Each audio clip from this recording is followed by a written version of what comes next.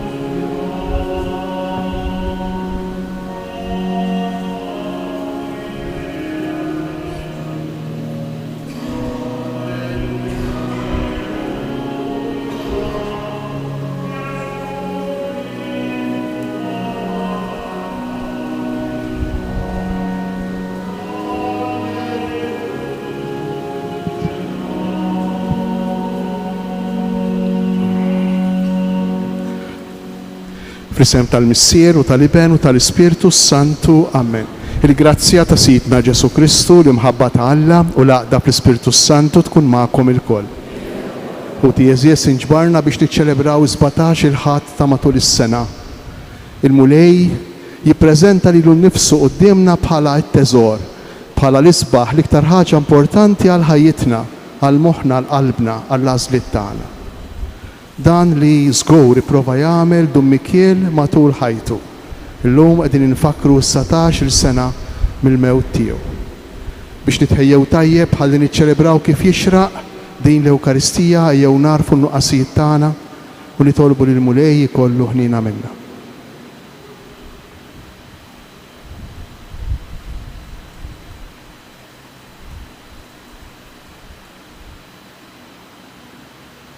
Nitolbu maħfra flimkien, nistqar l-Alla li jista' kollox u li l-komħuti li jiena dnibt ħafna bil-ħsieb, bil-kliem u bil-emin u billi ħallejt mirjieti, ħtija tiegħi, bl-ikbar ħtija tiegħi. Għalhekk nitlob lill imqazza Marija dejjem Verġni, lill-anġli, l-qaddisin kollha u li l-komħuti biex titolbu għalija lill-mulej Alla tagħna. Iħenna lina Alla li jista' kollox, jaħfrilna dnubitna u jwassalna għal ħajja ta' dejjem. Nfaħru l-Alla flimkien billi ngħidu glorja l-Alla fil-għoli tas-smewiet u paċi fl-art il-bnedmin ta' rida tajba. Infaħruk, inberkuk, nadurawk, natuk ġieħ, inroddulek ħajr għal glorja kbira tiegħek. Mulej Alla s-Sultan tas-sema, Alla Missier li tista' kollox, mulej ben waħdini Ġesu Kristu, mulej Alla, ħaruf t'Alla, bin il-Missier. Int li tneħħi d-nubiet tad-dinja ħenna lina. Int li tneħħi d-nubiet tad-dinja il-qatt tal-qalb tagħna. Int li qiegħed quddiem tal-Missier ħenna lina. Għaliex int waħdek Qaddis, int waħdek mulej, int waħdek l-għoli Ġesu Kristu, mal-Ispirtu Santu fil-glorja tal-Missier Alla. Amen. Nitolbu. O Alla, li tħares lil min jittama fik. Mingħajrek xejn ma jiswa, xejn ma hu qaddis. Kattar fuqna l-ħnina tiegħek u kun int li taħkem fuqna u tmexxina. Ħalli ninqdew tajjeb bil-ġid li jgħaddi, hekk li narfu norbtu ruħna minn issa mal-ġid li jibqa' dejjem. Bibnek Ġesu Kristu Sidna li hu Alla u miegħek jgħix u jsaltan flimkien mal-Ispirtu Santu għal dejjem ta' dejjem. Amen.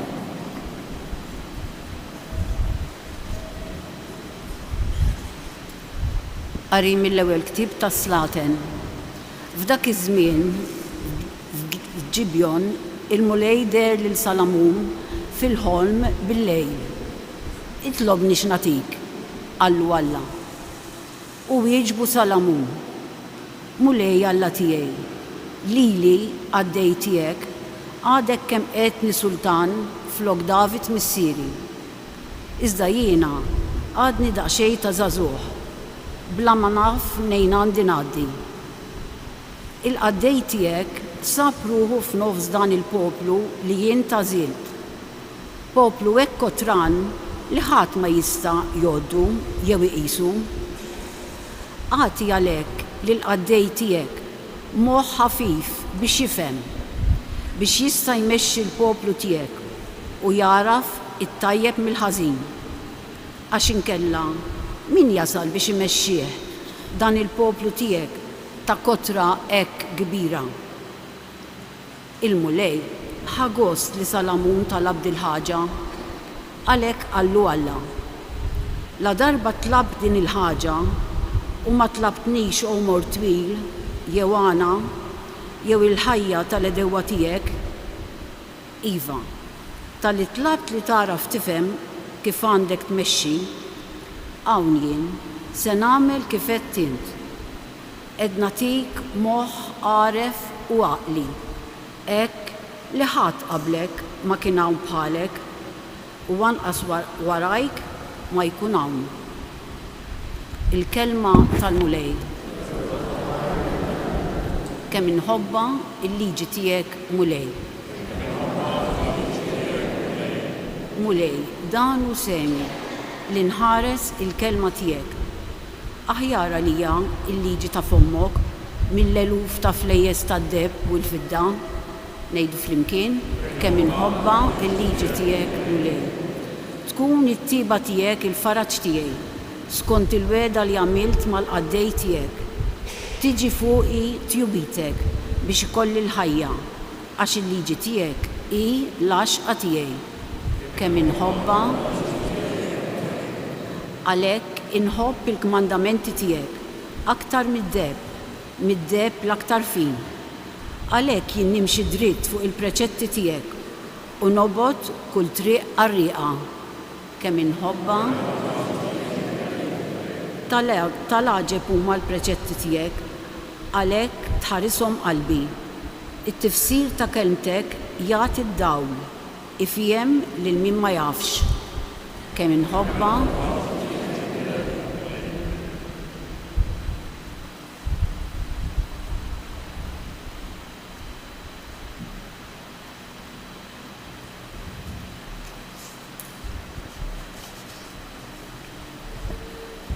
Qari mill-littra ta' San Pawlo Apostlu lir-Rumani. Ħuti, aħna nafu li Alla ma dawk li jħobbuh, ma dawk li huma msejħin skont il-providenza tiegħu f'kollox jaħdem id fit għal ġid tagħhom. Għax lil dawk li huwa rafhom mill-bidu ippredestinawhom ukoll biex jieħdu s-sura fuq ġbija ta' ibnu. Ħalli dan ikun il-kbir fost ħafna aħwa. Lil dawk li predestinawhom sejħilhom ukoll. Lil dawk li sejħilhom iġġustifikawhom ukoll. Lil dawk imbagħad li ġustifikawhom igglorifikawhom ukoll. Il-kelma tal-mulej.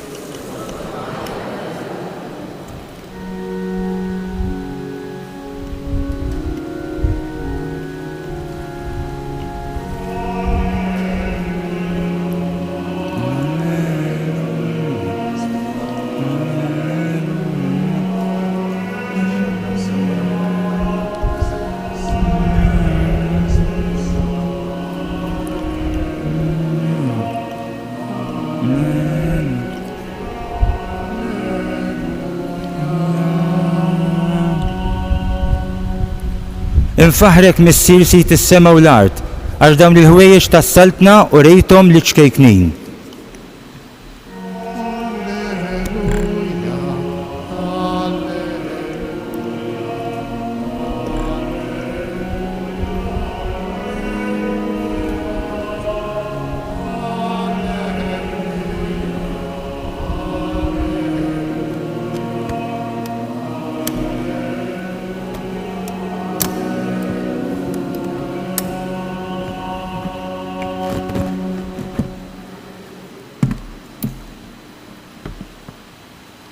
Il-mulej ma'kom. Qari mill-Evanġelju skont San Mattew.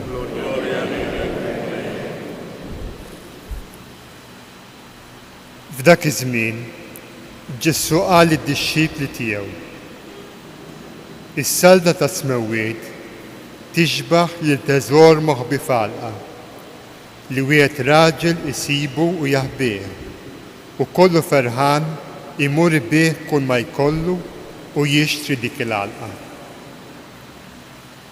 Tixbaħ ukoll is-salda ta' smewwiet li wieħed negozjant ifittex ġawar fejn. Mela sab ġawra tiswa ħafna, mar bih kull ma kellu u xtara lila. Tixbaħ ukoll is-salda ta' smewwiet li l-xibka mitfuqa l-baħar li frija jinġabar minn kollox. Meta timtela itellew għax-xatt u joqogħdu bil-qiegħda jiġbru fil-kanestri dak li jkun tajjeb u jarmu l-ħażin. Hekk jiġri fit-tmiem id-dinja. L-anġli joħorġu jifirdu ħżiena mill-ġusti u jixtuhom fil-ħoġġiġa tan-nar. Hemmhekk ikun hemm il-biki u t-tażżiż ta' snin. Kollu fhimtuh dan, iva qalulu.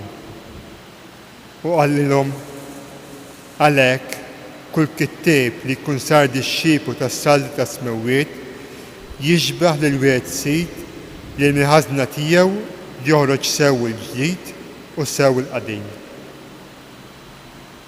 Il-kelma tal-mulej.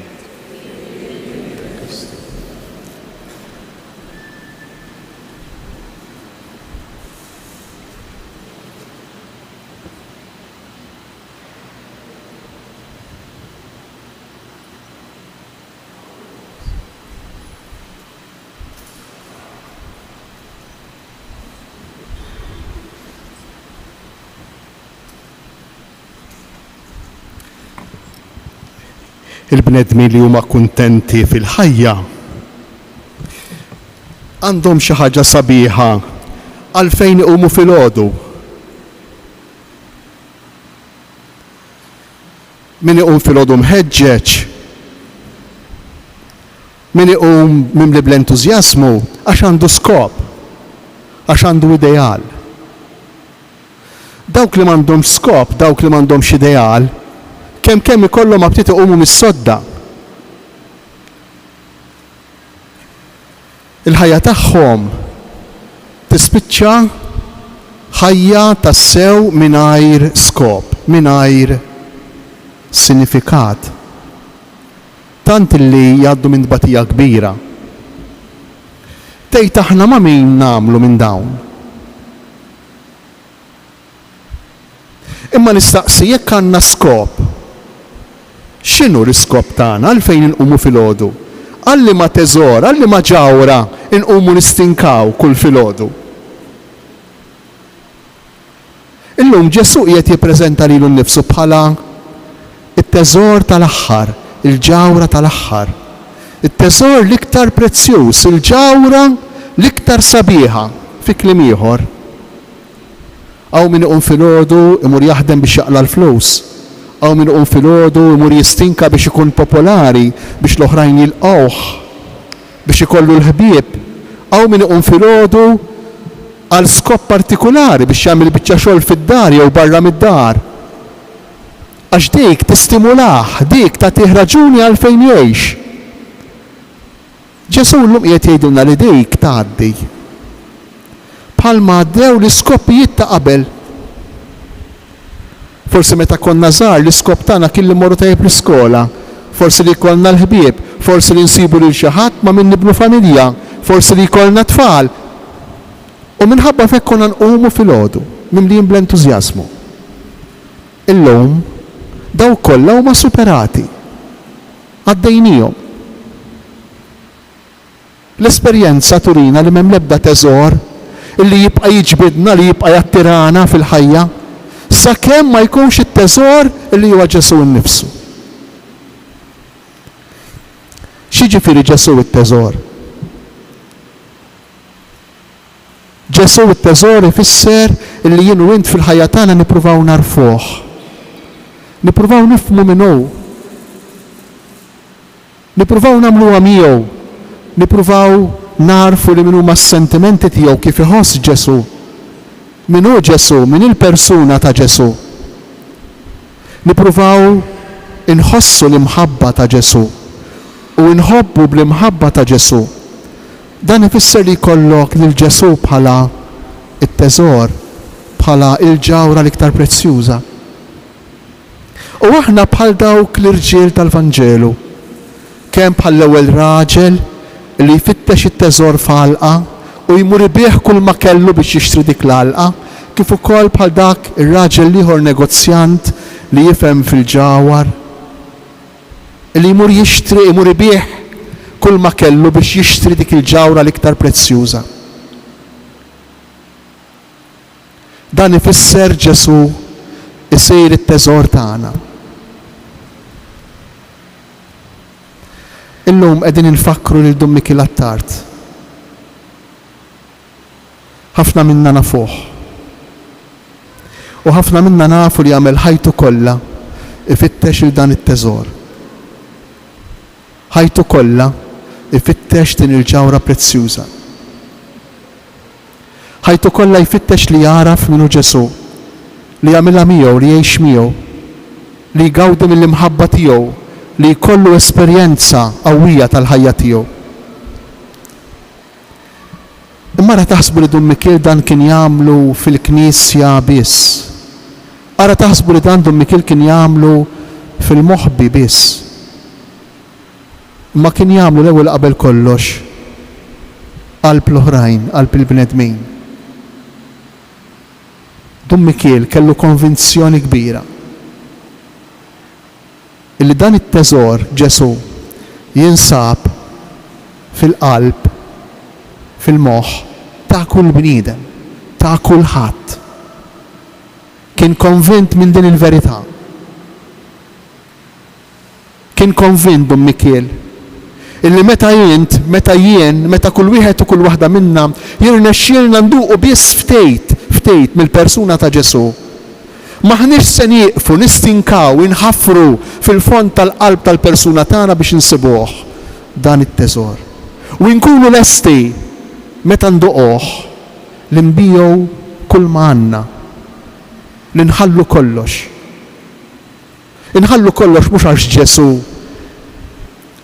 iridna nbatu, iridna nitilqu l-imħabbit l-oħra kollha li għandna, dak kollu li għandna għax Ġesu egoist, għax Ġesu jrid li jkunu waħdu fiċ-ċentru tal-qalb tagħna, le mhux għalhekk. Imma x'nindunaw aktar ma narfu l-persuna ta' Ġesu, nindunaw li dak kollu li stinkajna għalih qabel, li dawk ir-raġunijiet għalfejn konna nqumu fil-għodu qabel ma jiswewx iktar, ma jiswew għal xejn. Għal xejn ikolli karozza sabiħa, għal xejn ikolli dar kbira, għal xejn inkun bħal ħaddieħor ikolli tfal li jimxu l-qudiem fil-professjoni, għal xejn. Ħdejn li naraf lil Ġesu. U wis iktar, u wis isbaħ li naraf lil Ġesu. Dik l-esperjenza sabiħa ta' Pawlu, illi fl-ittra lil Filippejn b'qawwa kbira jgħid jien illum Pawlu li kien fil-ħabs, Pawlu li kien diġà għadda minn diversi esperjenzi tal-ħajja, mhux waħda u tnejn, imma ħafna esperjenzi. Pawlu li kien jaf xi ġifieri tgħix għax kellu żmien, jasal biex jgħid jien inqis kollox bħala żibel. Jien inqis kollox bħala knies. U l-kelma li qal Pawlu kienet iktar qawwija. Inqis kollox bħala knies, ħdejn li naraf lil Kristu Ġesu Sidi.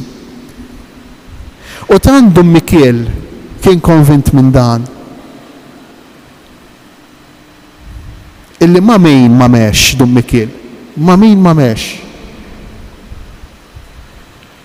Ma nies qaddisejn u żgur li mes Dom Mikiel. Ma l-isptar u żgur li mes Dom Mikiel mal-morda tal-isptar. Ma l-parlamentari, ma min ma mex Dom Mikiel, ma drogati, ma l-futbol, ma d-diskos, ma l-klabs, ma l-kazini, ma min ma mex Dom Mikiel. Għaliex? Għaliex? Għaliex kien jinteressa ruħu f'kollox u f'kulħadd? Għaliex kulħadd kien importanti għalih? Għaliex ma kienx joqgħod jgħid u jien m'iniex maqtuħ għall-mużika u ma kienx maqtuħ għall-mużika? Għaliex ma kienx joqgħod jgħid u jien m'iniex maqtuħ għall-futbol u ma kienx maqtuħ għall-futbol? Għaliex ma kienx jgħid hekk? Għax fil-persuni kien jara t-teżor, kien jara lil Ġesu. Kien iħoss li dawk il-persuni għandhom teżor, qegħdin jiġru jimxu b'dak it-teżor u mhumiex konxi b'dak li qegħdin iġorru fihom. U Dom Mikiel kellu ħerqa kbira, xewqa kbira li jgħin lil kulħadd li jikxef li jsib dan it-teżor li qiegħed fina.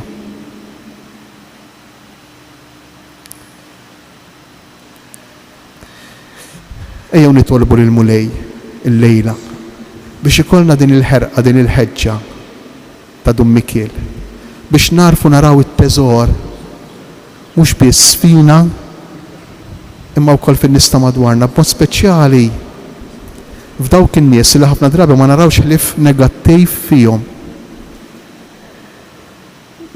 Taħsibx fl-għadu tiegħek, taħsibx fil-ġirien li qed jagħtuk l-inkwiet, taħsibx f'ħutek illi huma inġusti u ma jaqsmu t-testament, taħsibx f'dawk, aħseb fil-familja tiegħek. Minu fil-familja tiegħek, minu ma saqajk, li jien taraħ negattiv, li jien taraħ ikraħ. Dak ġo fihem teżor li huwa Ġesu. Jew nitolbu lil mulej f'din l-Ewkaristija. U li ġej għandna, t-teżor li ġej għandna. it-teżor li l-kol kemm aħna se nirċivuh. Ġesu ħaj smajnieh fil-kelma u issa se nisimgħuh se nilqgħuh ħaj fil-ġisem u d-dem tiegħu fl-Ewkaristija. Ejjew ma ninsewx kif noħorġu minn hawn, ma ninsewx ġara. Illi kull wieħed u kull waħda minna għandu t-teżor fih, għandu lil Ġesu fih. Mhux biss aħna li qegħdin hawn, imma anki dawk li ma jemnux f'Ġesu. Anki dawk li ġaluna mbagħtu, anki dawk li huma inġusti, anki dawk li huma kriminali, almenu fajnejna, anki dawn għandhom it-teżor.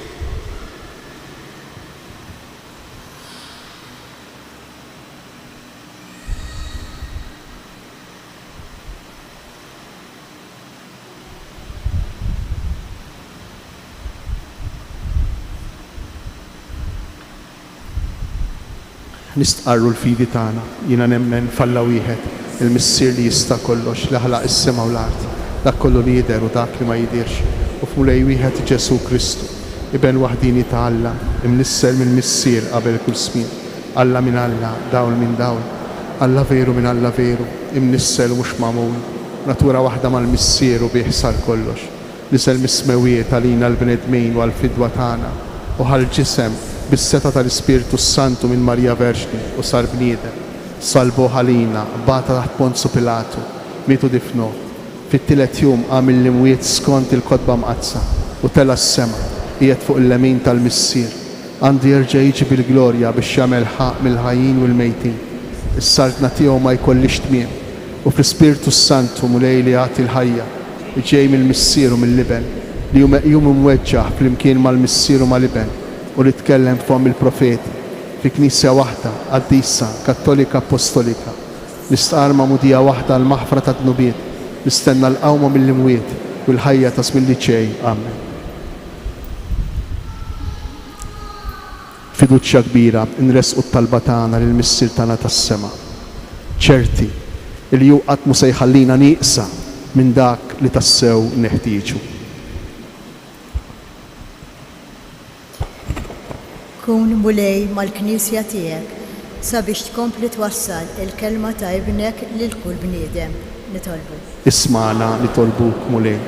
Nitolbu għażażagħ Maltin u Għawċin li ser jieħdu sehem fiċ-ċelebrazzjonijiet ta' jum dinji taż-żgħażagħ ġewwa Lisbona sabiex jarfu verament li Kristu huwa l-akbar teżor ta' ħajjithom. Nitolbu. Isma'na nitolbuk mulej. Illum, fis-17 l-anniversarju mill-mewt tal-qaddej ta' Alla Dun Mikiel Attart, nitolbu biex kif hu għex il-misteru tal-Għid bi spiritwalità qawwija. Aħna wkoll insaħħu l-fidi tagħna fis-sebt tal-qawmien mill-imwiet. Nitolbu. Isma'na nitolbuk mulej. Nitolbu biex il-kawża ta' beatifikazzjoni tal-qaddej ta' Alla Dun Mikiel Attart tkompli biex miexja l-qudiem permezz tat-talb tagħna bl-interċessjoni tiegħu. Nitolbu. Isma'na nitolbuk mulej. Dun Mikiel kien iħobb isejjaħ is-santwarju ta' Pinu bħala oażi ta' paċi. Nitolbu biex il-pellegrini kollha li jiġu jżuru dan il-post jintlew bil-paċi tal-mulej Ġesu. Nitolbu. Isma'na nitolbuk mulej. Inroddulek ħajr Missier qaddis, għax int mhux dejjem tagħtina dak kollu li nitolbuk, imma żgur tagħtina dak kollu li aħna neħtieġu tassew biex naslu fis-saltna tiegħek li tgħix wis-saltan għal dejjem ta' dejjem. Amen.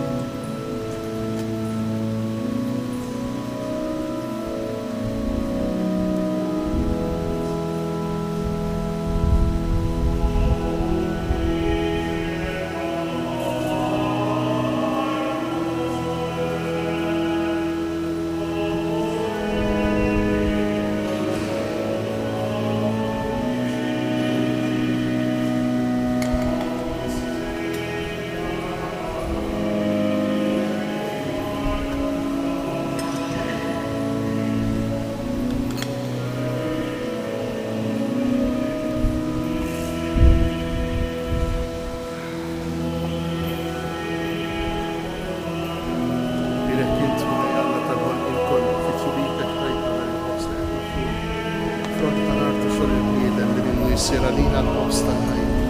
Mirek Alla għal dejjem.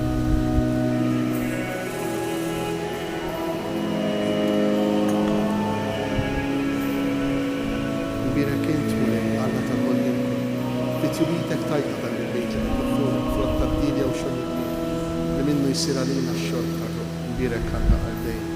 Il-qana mulej Alla umlu nidmu qudiemek u għamel li kun joġbok dan is-sakrifiċċju li sejri.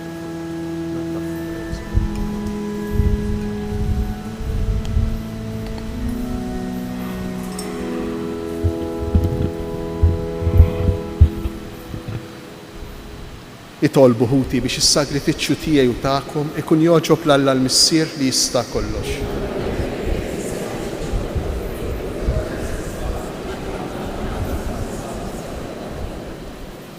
Ilqa' mulej l-offerti li qegħdin nagħmlulek mill-ġid li inti tajtna bit miftuħa. U bil-qawwa tal-grazzja tiegħek għamel li dawn il-misteri tas-sema iqazzuna fil-ħajja ta' issa u jwasluna f'lena ta' dejjem bi Kristu Sidna. Il-mulej ma'kom. Nerfgħu qlubna l fuq. Niżżu ħajr lill-mulej Alla tagħna. Sewwa u xieraq tas-sew mulej Missier Qaddis Alla ta' dejjem li tista' kollox.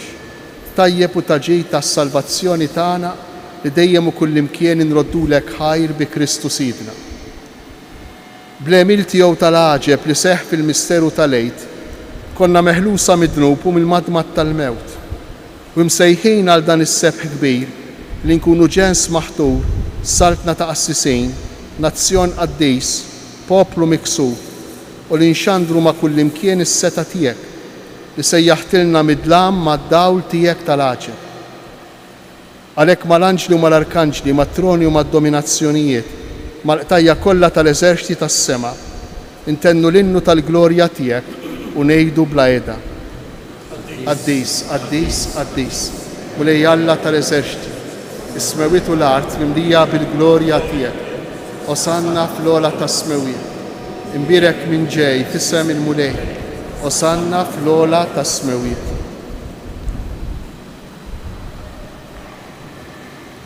Qaddis tas-sew int mulej, inti l-għajn ta' kull qdusija. Qaddes għalhekk nitolbuk dawn l-offerti bil-barka tal-Ispirtu tiegħek biex isiru għalina l-ġisem u d-dem ta' Sidna Ġesu Kristu li meta kien sejjinata biex minn rajħibati ħajl ħobs ratt il-ħajr qasam tal-id-dixxipli tiegħu u qal ħudu u kulu il-koll minn dan għax dan huwa ġismi li jingħata għalikom.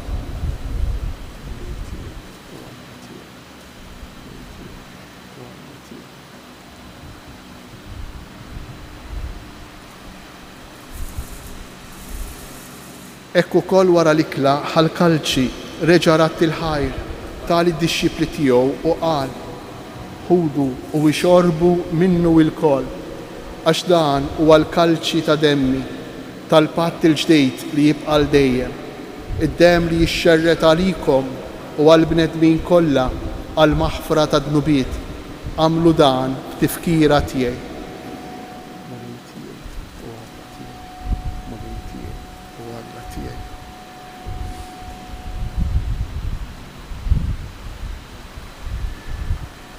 Danu il-misteru tal-fidi.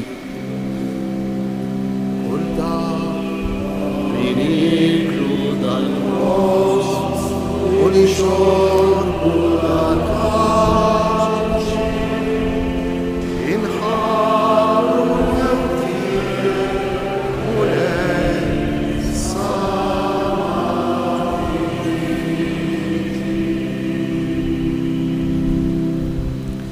għalhekk aħna u nagħmlu dan f'tifkira tal-mewt u l-qawmien ta' Sidna Ġesu Kristu nofrulek mulej il-ħobs tal-ħajja u l-kalċi tas-salvazzjoni u nroddulek ħajr għax oġbok tilqana hawn quddiemek biex naqdu.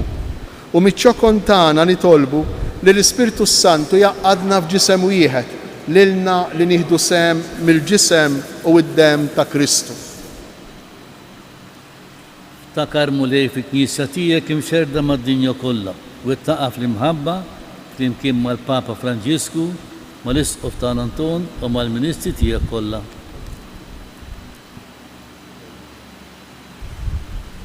Ftakar u kol fħutna li raqdu bit-tama tal-qawmien. Ftakar fil-mejtin kollha. Daħħalhom qudiemek fid-dawl tas-sebtiek.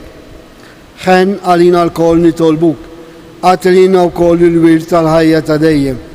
Flimkien mal-Verġi Mqazza u Malla Marija, San Ġusepp, l-Apostli u l-Qaddisin kollha li jgħixu fil-biberija tiegħek sa mill-bidu tad-dinja. Għamel li magħhom infaruk u nsebħuk Ġesu Kristu ibnek. Bi Kristu, ma' Kristu, fi Kristu, jingħata lilek Alla missier li tista' kollox, flimkien mal-Ispirtu Santu, kull ġieħu glorja, għal dejjem ta' dejjem. Amen.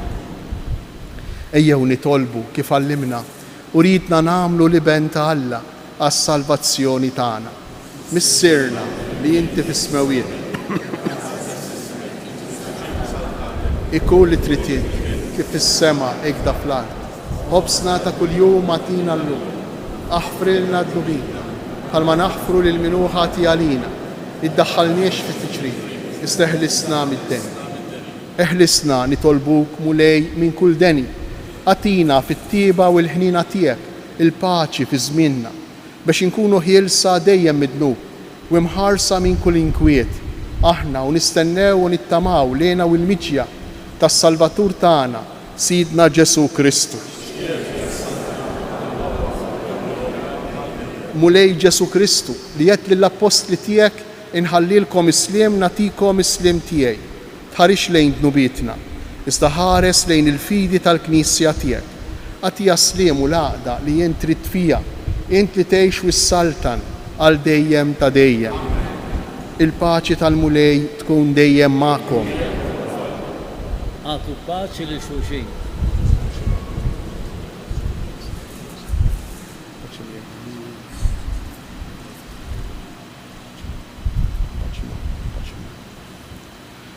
Ħaruf Talla li tneħħi d-nubiet tad-dinja ħenna lina. Ħaruf Talla li tneħħi d-nubiet tad-dinja ħenna lina. Ħaruf Talla li tneħħi d-nubiet tad-dinja għatina l-paċi.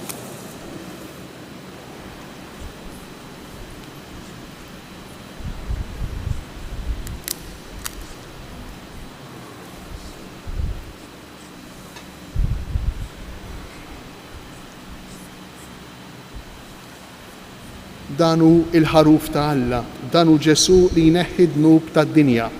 Ħenjin aħna li aħna mistiedna għal din l-ikla tal-ħaruf. Stejt kelma waħda.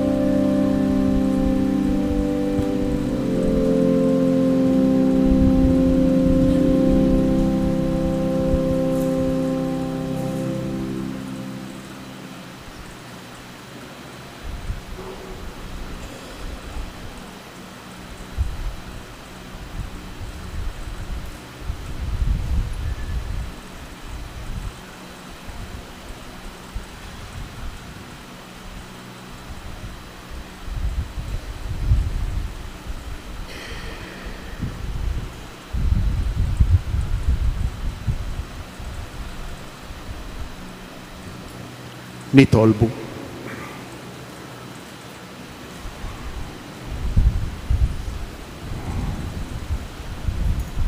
Tqarbilna mulej bis-sagrament tas-sema li hu t-tifkira għal dejjem tal-passjoni ta' ibnek. Għamel li dan id-don li hu tawulna bimħabba bla qies ikun jiswa s-salvazzjoni tagħna bi Kristu Sidna wara illi Don Anton Xiberras tas-Soċjetà Missjonarja ta' San Pawl li kien il-postulatur tal-kawża ta' Dun Mikiel Attart. U wara wkoll li Monsinjur Paul Cardona li kien il-viċi postulatur, it-tnejn li huma fil-providenza ta' Alla sejħilhom biex jingħaqdu mal-qaddej ta' Alla Dun Mikiel biex imorru jgawdu lil Alla fil-ħajja li ġejja. Allura kien jixraq u kien jeħtieġ illi naħtru kemm postulatur ġdejd tal-kawża tal-beatifikazzjoni kif ukoll viċi postulatur. U nixtieq minn qalbi nirringrazzja lil Monsinjur Joseph Grek li jaħdem fis-Santa Sede, li jaħdem fil-Vatikan, li se jieħu din il-missjoni illi ikompli jaħdem biex jekk Alla jrid Dun Mikiel, jekk Alla jrid Dun Mikiel ikun għall-qima tal-altari. Kif ukoll fl-istess waqt qiegħed naħtar lil Monsinjur Edward Xwiereb, arċipriet tal-Parroċċja tal-Qala, bħala viċi postulatur.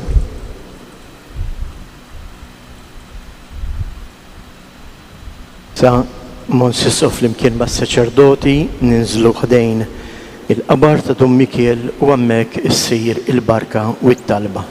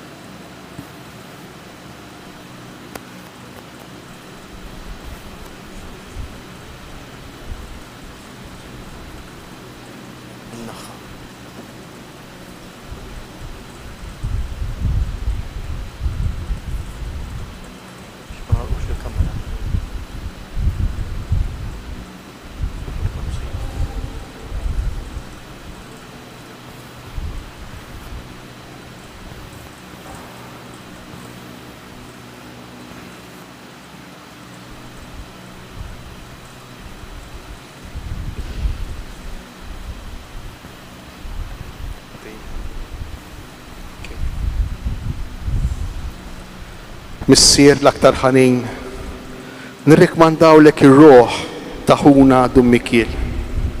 Aħna għandna tama qawwija li jew bħal daw kollha li jmutu fl-għaqda ma' Kristu qatt jerġa' jqum għal ħajja ma' Kristu fl-aħħar jum.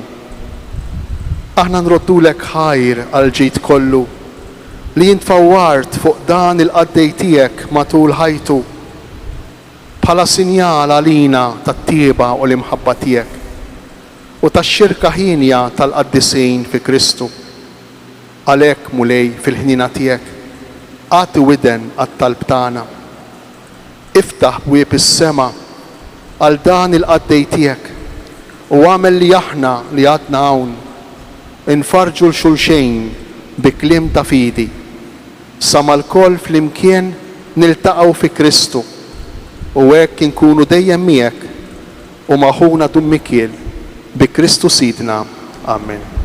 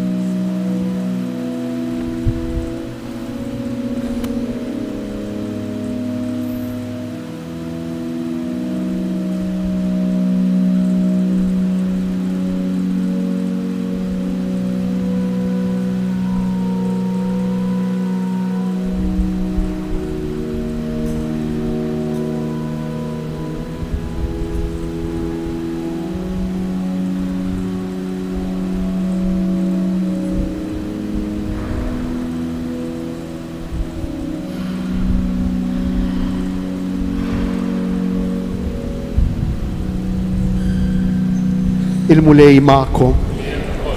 Iberikkom iħariskom Alla li jista' kollox, il-Missier, l-Iben u l-Ispirtu Santu. Morru u għejxu fil-paċi ta' Kristu.